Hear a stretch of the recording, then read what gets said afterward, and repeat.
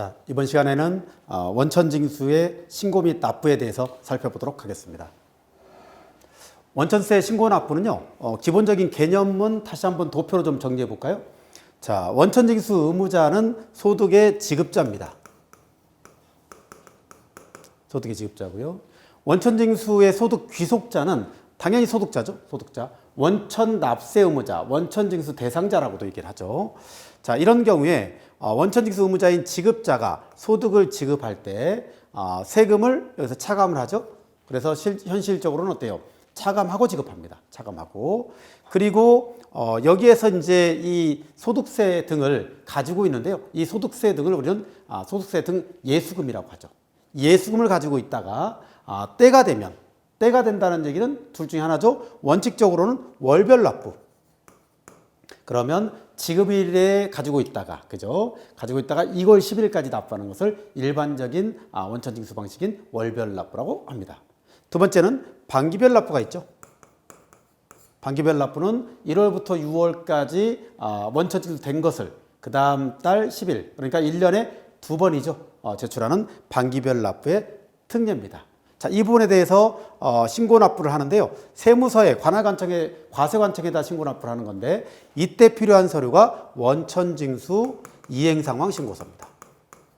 원천징수 이행상황 신고서. 이 부분은 이제 계속 얘기를 할 거예요. 원천징수 이행상황 신고서는 몇 가지 특징이 있죠. 이 신고서에는 어때요? 귀속 시기와 지급 시기가 있다. 귀속 시기와 지급 시기가 다를 수도 있죠. 만약에 11월 귀속을 1월 달에 줘요. 12월 귀속도 1월 달에 모아줘. 그럴 수도 있죠. 그러면 별지를 구성해서 계속 신고 납부하면 됩니다. 이렇게 원천징수 이행상황 신고서를 조금 친숙해질 필요가 있겠고요. 이걸 신고 납부를 하게 되는 구조가 바로 이제 원천징수에 관련되는 신고 납부 이 일반적인 방식입니다. 자, 여기에서 우리 특례가 있는데 특례는 여러 가지가 있습니다만 여기 2항에 되어 있는 특례는 이자하고 배당은 아니니까 빼주시고요. 자, 근로퇴직, 그죠? 사업소득 등은 우리 1월부터 11월까지 귀속은 12월 말까지 지급을 해야지. 지급하지 않으면 그 말일로 지급한 걸로 본다. 그러면 세금부터 먼저 내라는 얘기예요. 1월 10일까지. 그죠? 지급일에 다음 달 10일 월별 납부를 기준해서요. 그죠? 12월 귀속분에 대해서는요. 12월 귀속분에 대해서는 2월 말까지 미지급한 경우는 연말정산 기한이죠. 2월 말까지 지급한 걸로 봐서 그때 다 근로소득에 대해서는 정산해줘라. 이런 의미로 보시면 되겠습니다. 자, 신고의 구체적인 내용 몇 가지 좀 볼까요? 자, 다음 달 10일까지니까 일반적인 월별 납부를 얘기하고 있고요. 원천세 납부, 신고와 납부는 다음 달 10일까지 합니다. 그죠? 근데 반기별 납부 특례, 우리 일반적으로 많이 되는 반기별 납부 특례를 보면 상시 고용인원 20인 이하. 그러니까 신청 당시 직전 연도의 매월 말의 평균 인원을 보는 거죠. 이 평균 인원이 20인 이하일 경우, 그죠? 이할 경우에는 우리 뭡니까? 신청에 의해서 반기별 납부가 가능해요. 근데 이 반기별 납부는 지금 20인 이하야. 신청했어요. 승인을 받았어. 그런데 갑자기 100명이 됐네? 그러더라도 반기별 납부는 계속 가능합니다. 그런데 50명 됐어. 떨어졌어. 떨어지기 전에 50명 돼서 떨어질 것 같아. 그렇다고 신고되는 건 아닙니다. 신청 당시에 직전 연도의 평균 인원이 20인 이하인 사업장만 가능하다.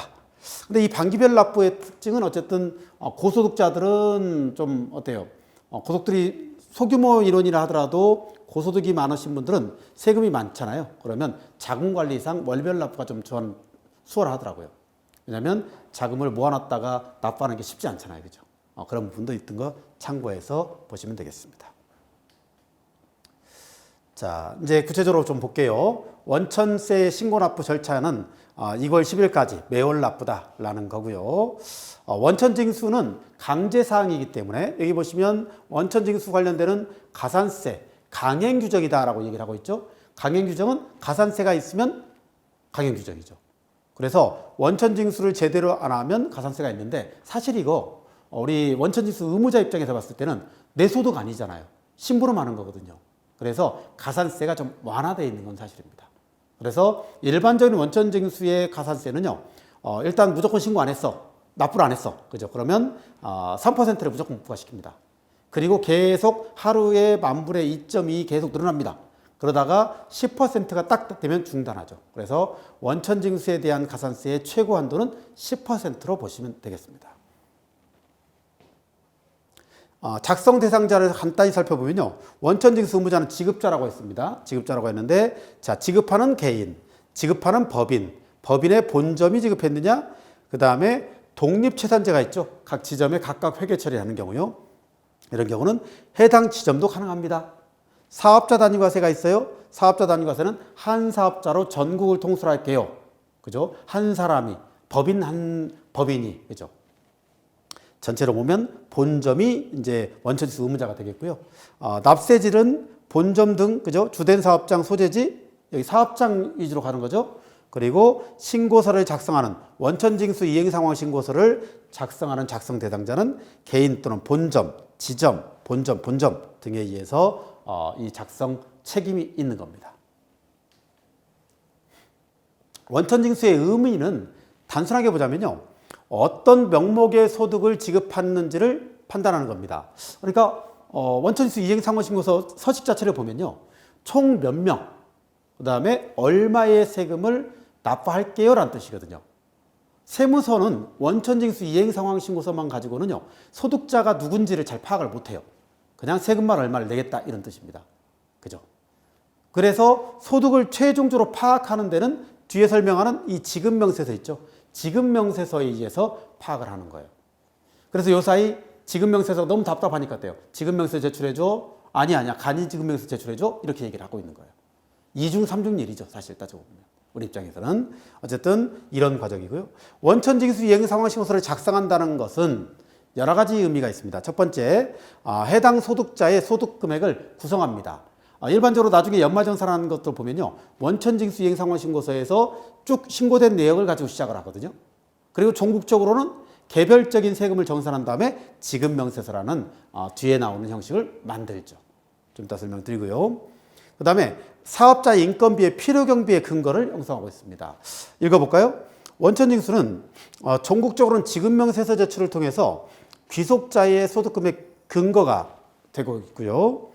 인건비 등 필요경비 계상 시에는 행정상 인건비 등 경비금액의 확인의 근거가 됩니다.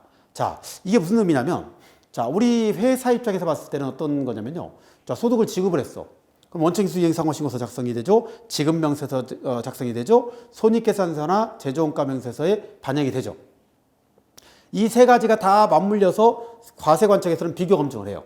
예를 들어서 손익계산서나 제조원가명세서, 이 공사원가명세서에 만약에 10억이 있는데 지급명세서는 9억이야.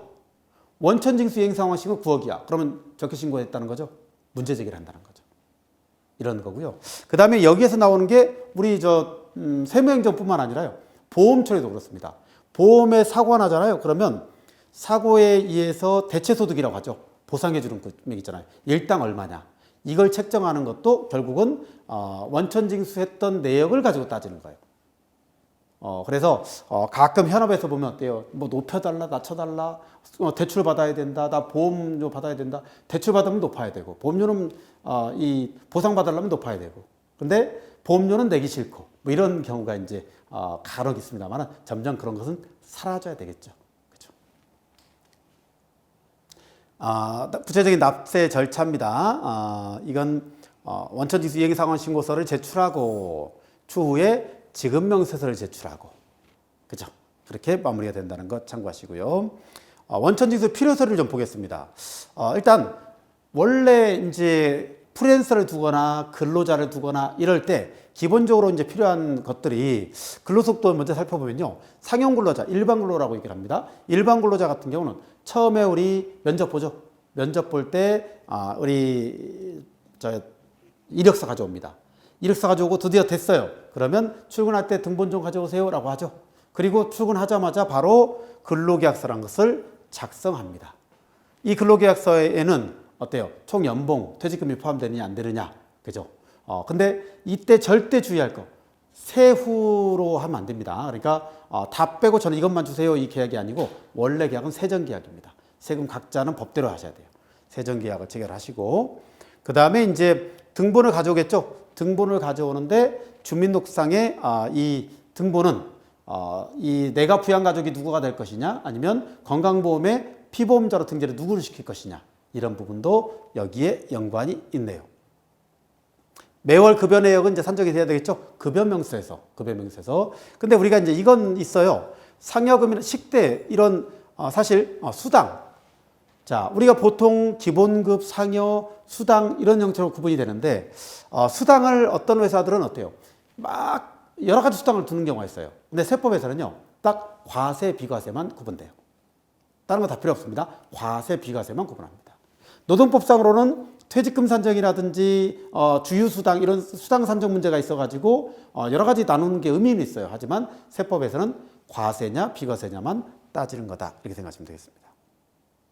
주민등록 전체가 보이도록 발급해야 우리 입력을 하겠죠. 자, 이런 것도 꼭 체크를 해 두시기 바랍니다. 왜냐면요, 요즘은 이 개인 민감한 정보죠. 이 정보를 가지고요, 나중에 보면 우리 원천징수 지급명세서만 활용이 되는 게 아니고요, 추후에 건강보험 정보도 활용이 되고요, 그 다음에 심지어 우리 고용증대세액공제, 통합고용이라든지 이런 각종 세제 혜택을 줄 때 직원이 누가 있느냐 이런 것까지 다 확인하거든요. 그래서 이런 개별적인 정보들은 우리 세무행정에서는 필수적이다라고 생각하시면 되겠습니다.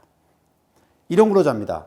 일용근로자는 근로내용 확인 신고서에 의해서 반영이 되죠. 만약에 근로내용 확인 신고가 없다면 일용직 지급 내역을 두는 거죠. 그래서 보통 보면요, 우리 통장으로 주면 확실하죠. 근데 통장으로 주지 않다 하더라도 우리 관련되는 이 지급 내역이 있으면요, 일을 했다, 지급해줬다. 근데 통장을 안 줬다 그러면 서명이라도 받아서, 일한 내역과 서명이라도 받아서 꼭 확인해 놓는데, 가급적이면 꼭 통장으로 주셔서 나중에 다툼이 없도록 하셔야 됩니다. 이 일용직이든 상용 근로자든 근로장려 세제 있죠. 근로장려금이란 말이에요. 상대방이 이 나중에 보조금을 받느냐 안 받느냐 이 문제가 있기 때문에 잘못 신고했다가는 나중에 어때요? 큰 곤란을 겪게 됩니다. 그래서 꼭 있는 대로 통장상으로 철저히 근거를 만들어 놓으시기 바랍니다. 퇴직소득 어때요? 퇴직금 산정 및 지급 내역 있죠. 이 퇴직금은 퇴직금 산정인데 이 산정이 되게 중요합니다. 그래서 보통 보면 어때요? 근로자들 같은 경우는 최종 3개월의 임금, 그죠? 급여, 이 1년간의 상여, 이걸 이제 섞어서, 그죠? 우리가 이제 산정을 하는데 일평균을 내고, 그죠? 월평균을 냅니다. 그래서 산정을 하는데 실질적으로는 그 마지막에 퇴사할 때 좀 많이 높이면 퇴직금이 올라가겠죠. 이런 특성이 있습니다. 그렇게 보시면 되겠고요. 사업소득은 프리랜서 계약서가 있고 용역 계약서가 있죠. 이 계약서도 반드시 작성해놔야 됩니다. 문제가 되는 것은 이 사업소득을 근로소득과 혼용되는 경우가 많아요. 그래서 근로소득이 되면 어때요? 근로소득이 되면 저 건강보험도 가입되고 사대보험도 가입되고 실업금도 받을 수 있어.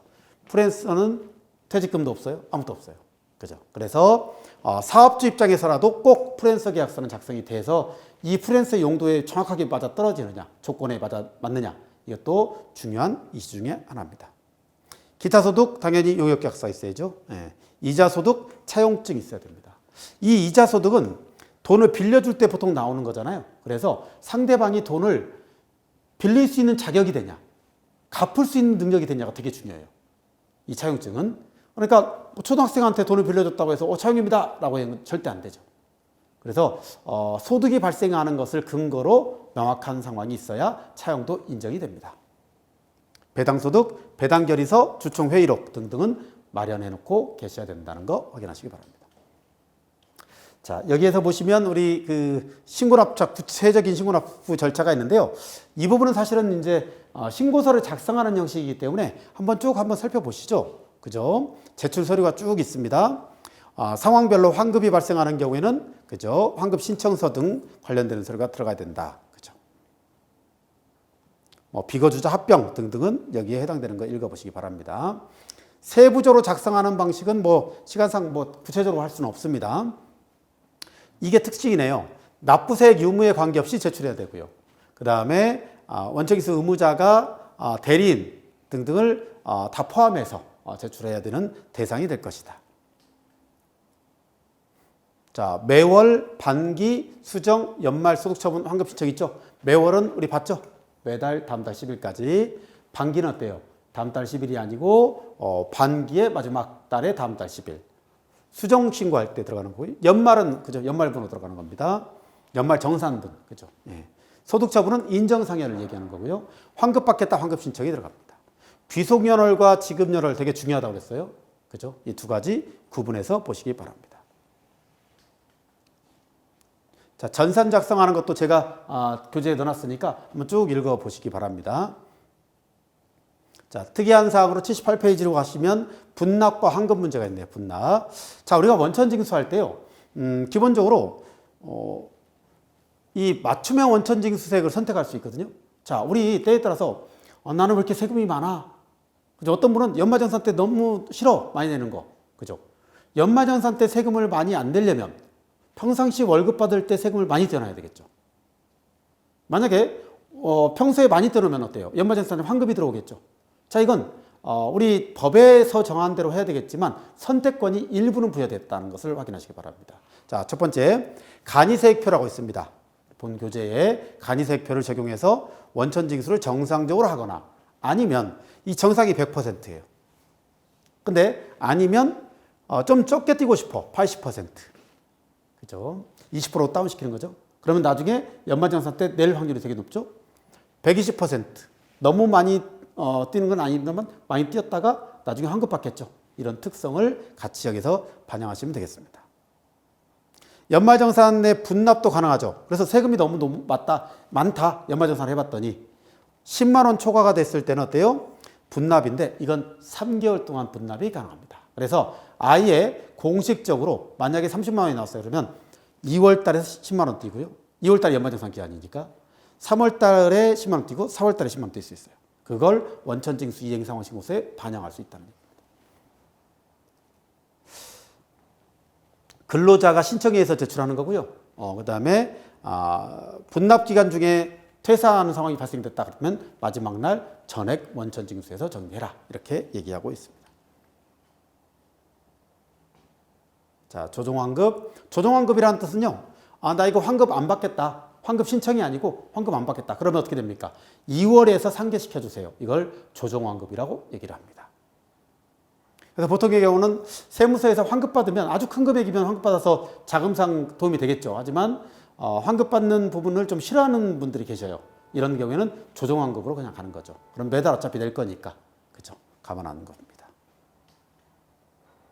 자, 환급 신청은 이 원천징수 의무사 원천징수 이행상환신고서에 차월 2월 환급세액란에다가 환급 신청을 하는 경우는 해야 되고요. 해야 되고 그 다음에 조정환급과 환급 신청을 선택해서 적용할 수가 있습니다.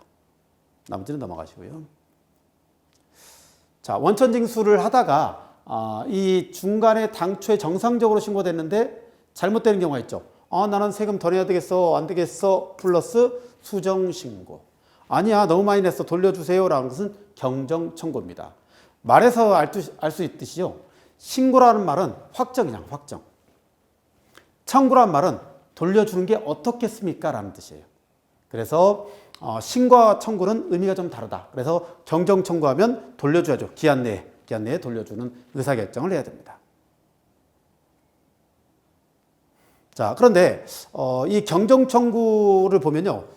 당연히 수정신고나 경정청구 둘 다 원천징수 의무자인 일반적인 회사가 할 수도 있고요. 아니면 근로자를 포함한 납세자가 대신할 수도 있습니다. 이 부분을 얘기하고 있는 거예요. 그래서 경정청구를 할 수 있는 대상은 연말정산, 근로소득, 연금소득, 사업소득 다 할 수 있고요. 퇴직소득, 기타소득 중에 종교소득, 그죠? 분리과세, 이자, 배당 등등 여기에 관련돼서는 관련돼서 경정청구가 가능하고요. 그 다음에 경정청구에 대한 결과 통지는 2달 이내에 2개월 이내에 할 수 있도록 하죠. 만약에 2달 이내에 통지가 안 나오잖아요. 안내문이 나옵니다. 2달 이내에 이게 통지가 안 나가는데 마음에 안 드시면 예를 들어서 지금부터는 그죠? 불복이 가능합니다. 이의신청, 심사청구, 심판청구, 불복이 가능합니다. 이렇게 안내문이 나옵니다. 자, 여기까지 해서 우리 제2장 원천세 신고납부를 마치도록 하겠습니다.